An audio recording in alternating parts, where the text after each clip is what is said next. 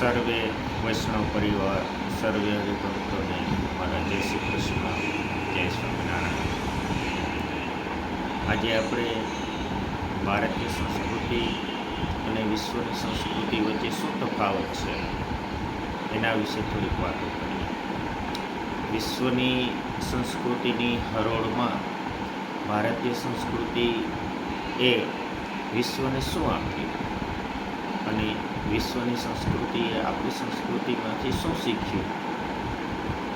જે દુનિયાની સંસ્કૃતિઓ છે એમાંથી ધ બેસ્ટ સંસ્કૃતિ, મને કોઈ પ્રશ્ન પૂછે કે દુનિયાની બધી જ સંસ્કૃતિઓ છે એમાંથી સારામાં સારી સંસ્કૃતિ કયા દેશની છે, તો હું કહીશ કે આપણી ભારત દેશની સનાતન ધર્મની સંસ્કૃતિ, આપણા ધર્મગ્રંથો, આપણા શાસ્ત્રો, આપણા ઋષિમુનિઓ, આપણા પ્રાચીન વૈજ્ઞાનિકો એ ધ બેસ્ટ છે, ખૂબ સારું છે.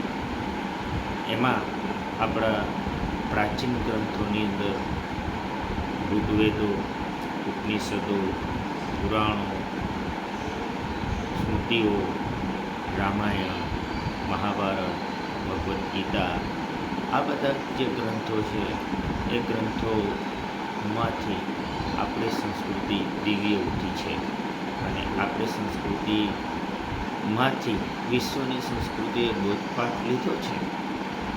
આપણી સંસ્કૃતિમાંથી વિશ્વનું વિજ્ઞાન, સાયન્સ આગળ આવ્યું છે. તો આપણે આપણી સંસ્કૃતિ વિશે વિશેષ માહિતી એ આપણે જોઈતી હોય તો આપણા ગ્રંથોની આપણે ચર્ચા કરશું. તેમાંથી કયા ગ્રંથ વિશે ચર્ચા કરવી છે એના વિશે આપ સર્વે કોમેન્ટ બોક્સની અંદર લખશો કે આ ગ્રંથ વિશે આપણે ચર્ચા કરશું, તો હું તમને એના વિશેનો વિડીયો શેર કરીશ. મારા પેજને બધા ફોલો કરજો, લાઈક કરજો, કોમેન્ટ કરજો. જય શ્રી કૃષ્ણ, જય સ્વામી.